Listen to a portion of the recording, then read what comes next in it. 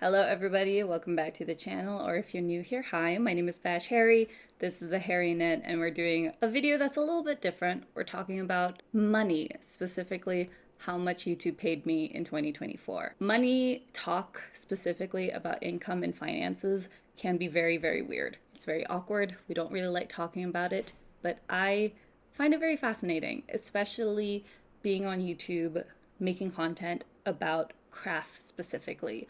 A lot of videos when it comes to talking about finances and how much YouTube paid tends to sort out be in the financial space, or it's more like lifestyle. And I wanted to kind of talk about it through the lens of a craft channel, specifically to do with knitting under 10K subscribers. I think it's important to have these conversations and about being realistic about how much YouTube can pay you. Not saying it's not a lot of money. It's pretty nice, but I think we should be realistic in how much YouTubers like me who are, under 10K actually make. So if you're interested in being a content creator, specifically in knitting or crochet or any craft niche, or you're just curious about how much people like me make on YouTube, then this is the video for you. I'm breaking this video down to, I think, 4 sections. So section 1 is why I'm sharing this. Section 2 is the factors that impacted my income. And 3 would be what you're probably here for, which is the monthly highs and lows, how much I made in each month, the high points, the low points, as well as the overall total sum. And then I think the section 4 would be some tips that if you get into it, this YouTube thing, maybe I can help you, keep you on track for your YouTube channel career or hobby or whatever. So that is what we're doing. And if you're new here, hi, my name is Vash. Don't forget to subscribe. We just hit 10K, which is really fun. I am so happy about that, as I'm living on a high. If you are interested in seeing a craft channel who talks about knitting or other crafty stuff or small business stuff, then feel free to subscribe to this channel. Follow us on Instagram. I'll have my 2 Instagrams for my knitting and my general life things up here if you want to. And I think that's it. Let's get started. So section 1 is the reason why I'm sharing this. I touched on it a little bit at the intro, but the truth is I'm sharing this because 1, I find it very super interesting and fascinating. A lot of channels make different amounts of money. Obviously, people who are in beauty may not be earning as much on YouTube simply because the CPM is not very high when it comes to beauty and lifestyle. I should know that. I had a channel for 5 years specifically with beauty. I'm currently editing the video right now, and I had to get some clips of my old self when I was making YouTube videos in like 2017, 2018. Oh, I was a little fetus. I was tiny. I was so anemic. Second, I think it's good to have reasonable expectations on subscriber count. I have about 10K now, but for the majority of 2024, I had probably about 7K-ish going up slowly, and I really appreciate that. I think it was really, really consistent.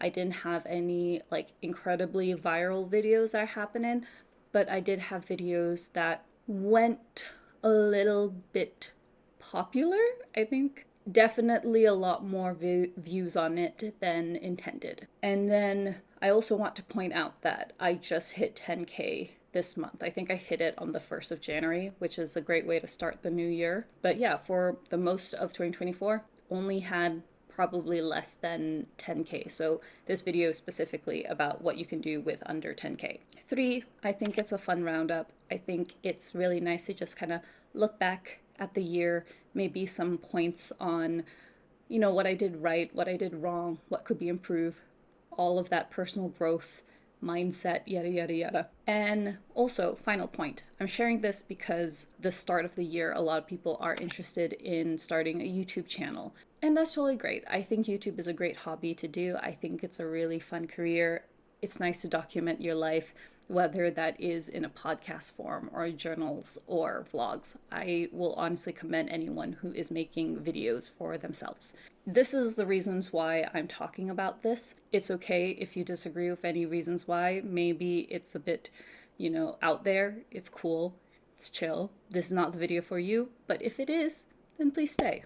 Now I want to talk about the factors that impacted my income. I have my laptop right here. One thing that I wanted to talk about, which I find really important to talk about, is niche. I have a craft channel specifically. This is why we call ourselves the Hairy Knit here. And they don't typically have the same CPM or cost per metric or something. It's like cost per 1,000 views. I know tech and finances, those specific channels have really high CPMs based on the many videos I watch that are very similar to this. I also know that knitting or craft, the CPM is rather high compared to other things like beauty and lifestyle. I used to have a beauty and lifestyle channel back in the day, back in my youth. I'm 27 now. When I say youth, I'm like 18, 19. And that did not have a lot of CPM, I'll be honest. I think it was maybe about $2 or $4, but there's also another reason for that, so I'll talk about that later. I think I found a sweet spot for myself personally where I can talk about things I enjoy, like crafting, and still have a relatively consistent audience. It mixes it up in some ways, and I also film long form videos. So a lot of the videos that I post are at minimum 20 minutes, and at most I think I've made a video that's like 45 minutes to almost an hour. I've noticed that longer the video, the better the income or the AdSense. It also depends on how many ads you put in the video. That's a whole other conversation for a whole other day. The second thing I want to talk about is audience demographic and global reach. I say this because I am from a country that has no ads. I know, wild, right? I don't have any ads whenever I'm watching a YouTube video, but that also means that people who are in my country who are watching videos also don't get ads, which means that if I am posting videos that are specifically targeting people in my country, the likelihood is I am not going to get any ad revenue because they don't get ads, which is fine. But I was making YouTube videos for like 3-4 years on my beauty and lifestyle channel. I remember having a video that hit 20K, and I think I made like 2-3 cents out of that video because the majority of people who were watching were based in Brunei and thus did not get any AdSense, which is fine. And I think it's really important to mention that because I have a knitting channel, my audience is mostly from the Western Hemisphere, so the US, UK, Canada, Germany, and Australia, some in Singapore, Malaysia. Brunei doesn't even crack top 10, which means that a lot of the audience that does watch me get ads. So if you watch this video before or in the middle or the end section, you will probably see ads. And, if you keep watching, we get ad money. So thank you for that. This is going to be really important if you do plan on making videos. You want to think about like what audience that you're talking about. If you're making videos about living in New York City, you're probably targeting people who want to live in New York, maybe other Americans. Same with London, same in those types of videos. I was making videos talking about living in Brunei. Most people who are watching those videos are people who live in Brunei. Yeah, not a lot of AdSense, but now that I do knitting videos where the audience is a lot more international or global, that means the ad money is a lot more consistent than the previous channel I had. All of this to say is, I think not a lot of people talk about audience. Another thing is video performance. Not all videos are created equally. Some videos do much better than others. I think I've had some videos this year or like last year hit 20, 30K, even 10K. On a good video, I'm pretty happy if it gets maybe like 2K, 3K. I think that's pretty fun. I think it's great to see any number grow, but that's my usual average. And sometimes they spike, sometimes a video does really badly and only a few handful of people watch it. And that's totally okay. Not all videos are created equal. Some videos tend to perform better than others. I think vlogs don't do very well for me, but the vlogs where I'm like cleaning my studio or talking about I don't know, like podcasts, they do pretty consistently well. And then another thing I want to talk about in this particular section is the external revenue streams, specifically to do with the Hairy Knit and this channel. Aside from AdSense, I also make income in terms of my pattern sales and sometimes sponsorships, although they're not as often, and I didn't take on any this year, I believe. This is something that you will probably see if you do watch a lot of content creators, whether on YouTube, Instagram, TikTok. They usually take sponsorships or they have pattern sales or affiliate links just to help them when they're working on being a content creator. I don't think AdSense is the end all be all, especially when you are a content creator or you're making videos on YouTube. There's a lot that goes in with it. And I think just in a general rule, it's very important to just diversify your income. Knitting is not my full-time job. I want it to be, but it's not. I am a radio DJ. I write books and I do content creation as a job here in my country. You know, I have a lot of facets of income that goes through in my life that can help support the slower months when I'm not, doing the knitting videos. These are things that I think are really important to talk about, especially when discussing how much YouTube pays their creators. Trying to be a lot more reasonable with your expectations when you are starting a channel. That being said, I made a lot of videos for a long time that did not make any money, and I still made them because I really love the act of diary entries, almost like vlogs. They're really, really fun. Oh, one thing I want to point out as well. YouTube is a US-based company, and I am based not in the US, so I actually give out, I think, per 30%, 20 to 30%, they take a cut for US taxes. And then the rest, the 70, 80% goes back to me. This is all in USD, but I am paid in Brunei dollar. Hi, this is Bash from 2 weeks after I filmed that clip. I realized that when I was gonna do all the sections about my monthly income from YouTube, I realized that the info was incorrect and that I was using incorrect information that I got over the past few months, but things have changed. So instead of giving you misinformation, I would rather refilm the video and show it to you directly from my channel analytics. So we'll go through it together. We'll do the lowest day, the highest day, and then the total revenue for that month, as well as the total for 2024. I've got my big glasses on, so you know that we mean business. Let's start off with the overview. Here it is. You can see that I've definitely gotten a few spikes here and there from YouTube, but I didn't have quite a lot from the 1st of January up till about halfway through May. So we're gonna just touch on that a little bit, but let us start off with January. So in the month of January 2024, I filmed 2 videos. It was an everything I knitted in 2023 and my knitting goals and intentions. The lowest day, I believe, was $1.06, and then my highest was $4.81, bringing it to a total of $63.88.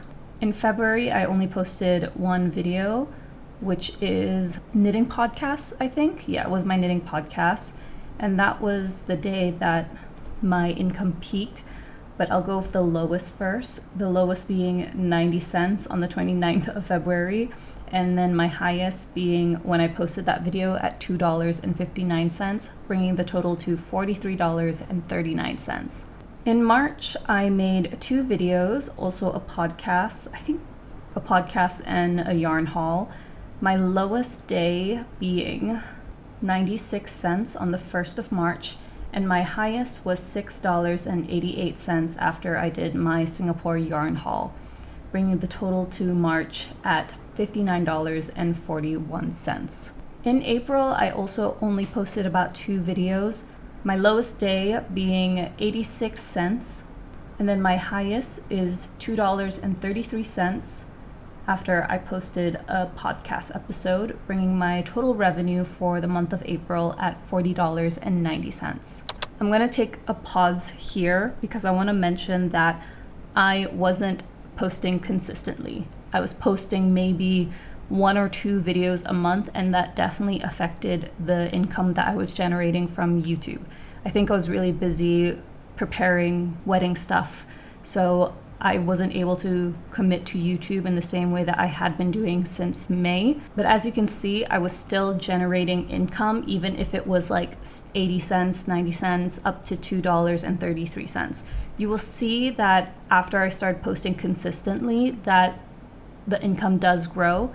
So it just emphasizes the fact that if you want to make a little bit more money on YouTube, it's nice to post consistently. Also, wanted to add, for some of these months, I wasn't getting paid because I think the minimum payout for YouTube is a minimum of 100 USD. So that's pretty important to mention. I was receiving money once it hit that threshold, but it was probably maybe every 2 months, every 3 months maybe. Let's move on to May, where I think you will see a lot more exciting changes. You can see there's a really huge spike with how the videos turned out. My lowest day was 80 cents, no, it's 81 cents on the 5th of May. I posted a video just before then, and that video got $4.38. But my highest day for May was actually $38.11. That's a pretty big jump, $38.11. I think it was probably because I posted my decluttering and organizing my yarn stash video. That tends to do pretty well in terms of the YouTube algorithms, and to be honest, I think we're in due time to make another one. But yeah, that video did pretty well, all things considered, and that brought my total revenue in May at $241.96.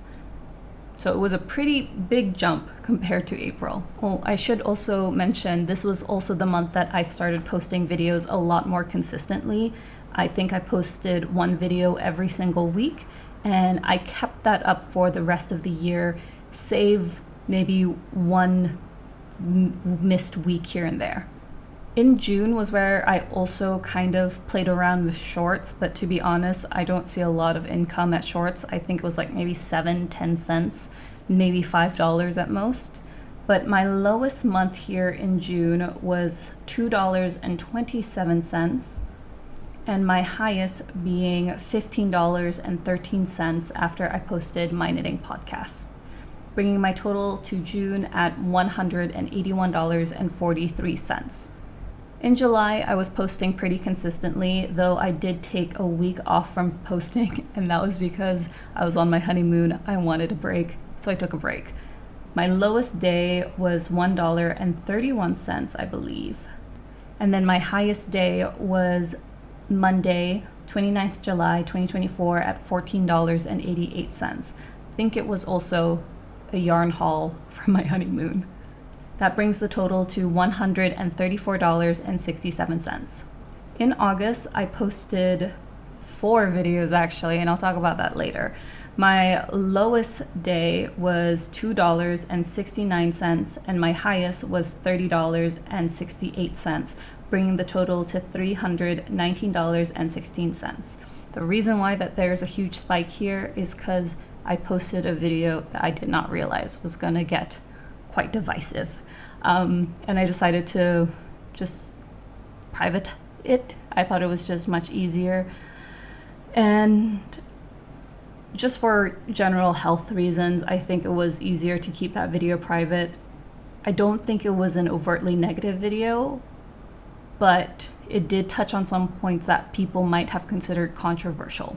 And I didn't want that for the channel. I did not want it for this channel. I didn't want to bring that energy to myself. So I decided best to private it. But as you can see, it had a pretty big spike. And because it has a pretty big spike, I will say that I can see why there's people on YouTube and on TikTok and on Instagram who will create divisive content because if you can generate a lot of discussion, even on YouTube here, as with some channels that you might think of right now, they probably get a lot of income simply because they're arguing and discussing. It's very, very fascinating. It's not for me, but who knows, maybe you want to. But anyway, going back, I think this was a pretty good month, all things considered though, and I made a total of $319.16. In September, I think we were still going on with the video stuff that I was doing. We made 5 videos this month, because I think I posted every Monday. There were like 5 Mondays that September. I think my lowest day was $3.99, and my highest was $16.62, bringing my total revenue for the month of September at $230.04. In October, I posted 4 videos, my lowest day being $2.63, and my highest day being 28th October 2024. I made $11.93, bringing my total revenue to $185.41. In November, I posted 3 videos. I missed out 1 week because I had just finished wrapping up the crafters market that I was organizing for months, and I just needed the break, so I only posted 3 videos in the month of November. My lowest day being $3.55, and my highest day was after I posted a podcast. It was $16.04, bringing my total revenue to $195.64. In December, I only posted 3 videos. I took a very long break for the Christmas holidays, for the holiday spirit. Got myself new glasses, new hair. I'm pretty sure not a lot of people post in December, and not a lot of people watch videos in December, so I felt pretty comfortable to only post about 3 videos that month. My lowest day was the 24th of December, New Year's Eve, and it was $2.42. My highest day was after I posted my everything I knitted in 2024, and that was $10.71, bringing my total revenue for December at $160.16. If you were calculating with me, then you will know that the total revenue that I generated for 2024 was $1,856.05. That is wild. I probably mentioned this in the video from 2 weeks ago that I filmed, but $1,856.05 is really great side hustle money. Don't get me wrong, it's nice. It's not a livable wage, but it is nice. And I will definitely consider that a good amount of income to make as somebody who just makes YouTube videos. If you are planning on doing it as a side hustle, I think this is a pretty nice number for somebody who, for the longest time, was under 10K. I think that's it from me. Back to me from 2 weeks ago. We're gonna move on to section 4, which is my tips, my lessons learned, all the things to summarize if you do plan on making YouTube videos for a side hustle or hobby or whatever you want. 2024 has taught me a lot about my managing expectations and how much I can actually earn from YouTube, staying consistent and being creative both on and off YouTube. I am not an art channel, but knitting I still consider a form of art and creative expression. So here are some takeaways that I have. 1, it's a marathon, not a sprint. Some people will have more views than you, some people will have lower views than you, and that is okay. I think you should just focus on your own journey and make the content that you want to do. So patience is key, growth takes time, and sometimes the videos that you don't expect will go viral. Side tangent, I made a video for like my TikTok. This is not about knitting. It was just a quick video that I did with my husband on our wedding day, and it was to the song Please, Please, Please. Took 5 seconds to record it, got 1.9 million views, and I went, dang, you really cannot see what people are interested in. Second thing, AdSense is not everything. As I said earlier on in this video, YouTube knitting is not my full-time job. I would like it to be. I have a lot of fun doing it, but it is not the income that pays me the most. I'm also a radio DJ. I also organize events as a crafter and as a writer. I am a TV show host some of the time. When that work comes in, that comes in. So I do a lot of things to diversify my income. Yes, it is not a stable, fixed income each month, but it gets me going, and I can focus on having a much more stabler income than YouTube. And if I relied solely on my YouTube AdSense to bring me in money, it would not happen. And then the third thing I want to talk about is just have fun. Like, honestly, seeing the money like in my face right now, it is great. It means that I had in some way connected to people who enjoyed my videos and had the time to watch it and comment, and seeing people just vibe with the projects that I was doing at the time, and I'm really honored about that. The best part about YouTube is not the AdSense, because as you can see, $1,800 is really nice, but that is not a livable income. I do YouTube for the fun of it, to help support whatever I'm doing in terms of knitting. It's nice when I need to buy yarn, but more importantly, I really love seeing comments and just seeing people being part of the knitting community. And that's why I also comment on other people's knitting channels, because I love yapping about knitting and listening to other people yap about knitting. I think that is it from me. This video has gone long enough. If you are interested in knitting or craft or small business things, you can subscribe. I promise you there'll be more videos. Maybe like this, maybe not. I haven't decided yet. But if you like me, you can also find me on Instagram as the Hairy Knit and as Bash Harry.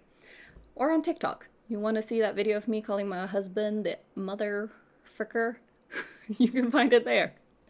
But yeah, that's it from me. My name is Bash Harry. This is the Hairy Knit, and I will see you guys soon. Okay. Bye!